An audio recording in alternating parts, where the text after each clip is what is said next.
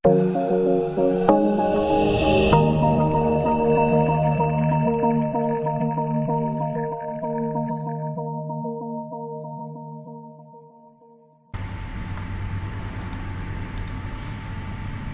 bertemu, salam budi luhur. Kali ini pada bagian 5 perkuliahan kewirausahaan kita ingin membahas tentang studi kelayakan. Sebagai lanjutan dari perencanaan pada pertemuan sebelumnya, maka sebuah rencana yang baik itu di dalamnya harus ada unsur-unsur atau detail-detail rencana yang baik juga. Salah satunya adalah bahwa di dalam perencanaan itu ada pertanyaan, apakah rencana yang sudah dibuat itu layak untuk dijalankan atau tidak, ya, masuk akal apa tidak, menguntungkan atau merugikan, kira-kira bisa dilakukan atau tidak, berhasil apa tidak, bermanfaat atau tidak. Nah, pertanyaan-pertanyaan seperti ini bisa kita jawab dengan melakukan studi kelayakan. Seperti pada pertemuan sebelumnya juga, bahwa sebuah usaha itu adalah banyak mengandung unsur-unsur yang tidak pasti, sehingga perencanaan dan studi kelayakan juga bertujuan untuk mengatasi banyak hal yang tidak pasti tadi, untuk kemudian dikurangi, sehingga apa yang akan dilakukan dalam berwirausaha itu akan mengandung hal-hal yang lebih banyak kepastiannya. Misalnya pasti berhasil, pasti bisa dilakukan, pasti menguntungkan, pasti bermanfaat, walaupun tidak 100%. Nah, ada satu pendapat dari pakar bidang kewirausahaan Indonesia, yaitu Prof. Rena Kasali, bahwa untuk catatan anak muda saat ini tidak seperti anak muda tahun-tahun 70, tahun-tahun 80, di mana mereka tahun 80-an, tahun 70-an itu tidak harus lari kencang. Mereka yang dilahirkan sebagai anak orang kaya pasti akan kaya, ya. Bahkan mereka yang dilahirkan sebagai anak orang miskin susah untuk kaya tahun 70-an. Tapi coba lihat hari ini, tidak semua orang yang dilahirkan orang kaya kemudian akan bisa menikmati kekayaan orang tuanya dalam waktu lama. Bisa saja dalam waktu cepat menjadi bangkrut karena tidak bisa memanfaatkan apa yang diberikan orang tuanya. Tapi sebaliknya saat ini juga banyak bukti bahwa tidak semua anak atau seseorang yang dilahirkan dari keluarga yang tidak mampu kemudian tidak bisa kaya. Hari ini banyak sekali orang yang tiba-tiba menjadi kaya raya tentu dengan segala prestasinya, ya. Nah, sehingga ini betul catatan Prof. Kasali. Nah, ini sekedar pengantar. Sebenarnya apa sih yang namanya studi kelayakan? Ya, studi kelayakan itu adalah suatu kegiatan untuk mempelajari apakah sebuah proyek atau bisnis layak dijalankan, ya, sebuah bisnis yang sudah direncanakan itu layak tidak dijalankan, menguntungkan atau tidak, bisa tidak dijalankan secara berkelanjutan. Kalau sebuah proyek hanya bisa dijalankan dalam waktu pendek, mungkin pertimbangannya tidak usah. Kalau tidak menguntungkan, tidak usah. Kalau sulit untuk dijalankan, ini belum tentu tidak usah. Sulit tapi kalau menguntungkan dan bisa dilakukan, jalan walaupun sulit. Kalau mudah tetapi tidak ada manfaatnya, ya tidak usah juga. Nah, apakah kemudian usaha yang akan dijalankan itu ada manfaatnya? Misalnya biaya yang dikeluarkan apakah sebanding dengan apa yang nanti akan diperoleh? Usaha yang dijalankan akan memberikan keuntungan finansial atau bahkan keuntungan yang non finansial, ya. Nah, dapat dilihat dari berbagai aspek, ya. Sebagai seorang pengusaha harus pandai melihat apakah menguntungkan bagi pasar, ya, pemasaran, secara keuangan, secara teknis, secara operasional bisa dijalankan, secara manajemen, ekonomi, sosial, serta dampak-dampak lingkungan bahkan sudah harus mulai dipikirkan. Apakah proyek ini kemudian nanti merugikan lingkungan?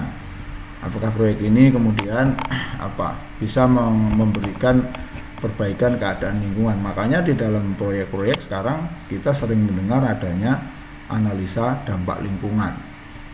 Itu bahkan sudah harus dipikirkan. Misalnya tentang perubahan iklim, pencemaran, yang ini sudah menjadi kabar-kabar yang nyata gitu ya. Sebuah pabrik misalnya yang kemudian setelah berdiri itu terjadi hal-hal yang tidak diinginkan, konflik dengan masyarakat sekitar karena misalnya menimbulkan pencemaran lingkungan dan lain-lain, misalnya kebisingan, ya, sampah, bau dan seterusnya. Nah, pilihan hasil studi kelayakan itu ada beberapa kemungkinan. Apakah kita akan mengerjakan proyek baru? Apakah kita cukup mengembangkan usaha yang sudah ada? Kemudian atau memilih antara membangun proyek baru atau mengembangkan usaha yang sudah ada, mana yang paling menguntungkan. Jadi pilihannya itu seperti itu.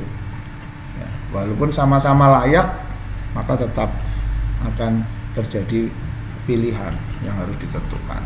Itu pilihan yang bisa dilakukan setelah hasil studi kelayakan.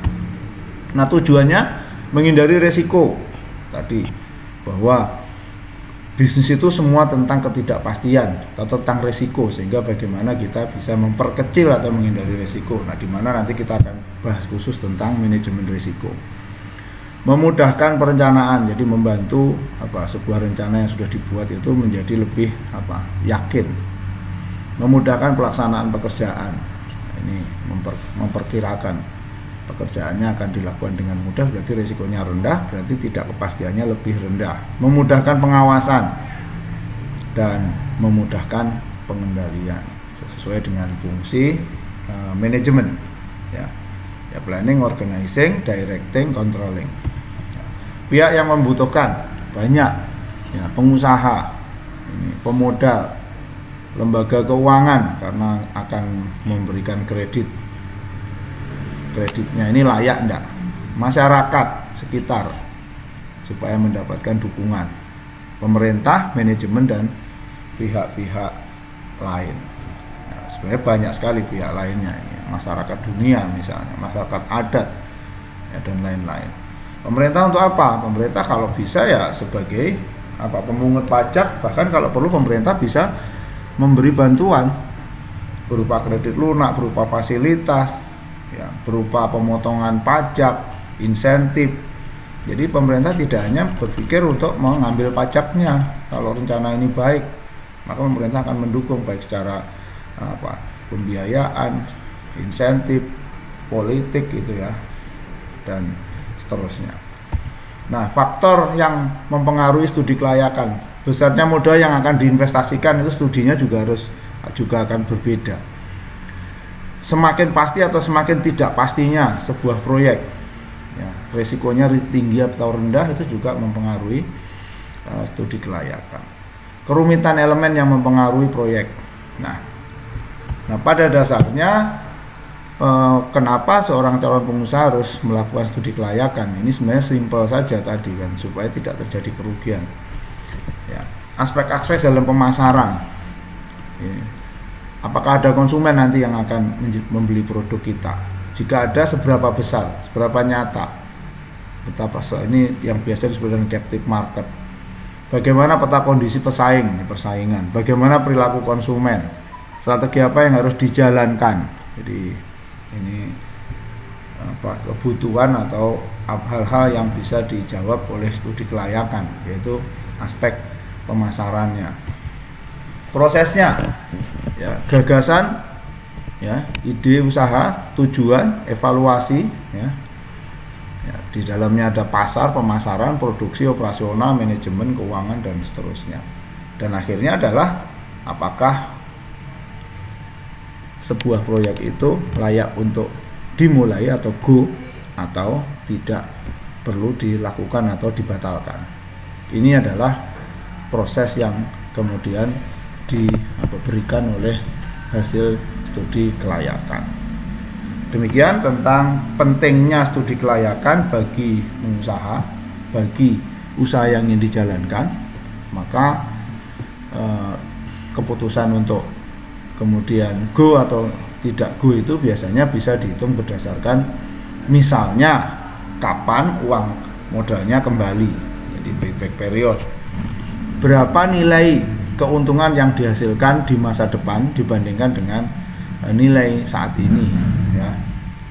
Kemudian ada lagi hitung-hitungan lain ya, internal rate of return, berapa perbandingan ya antara penerimaan atau pendapatan dibanding dengan modal yang akan dikeluarkan.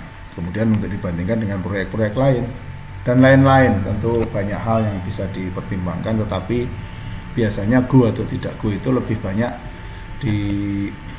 didasarkan oleh hitungan-hitungan yang lebih nyata, yang memperkuat. Tetapi ada juga pertimbangan-pertimbangan yang sebenarnya di luar ini, misalnya politik tadi, misalnya lingkungan dan seterusnya. Itu kira-kira pentingnya perencanaan bagi calon pengusaha. Ini masih banyak sekali, tetapi tadi intinya hasilnya apakah go atau tidak.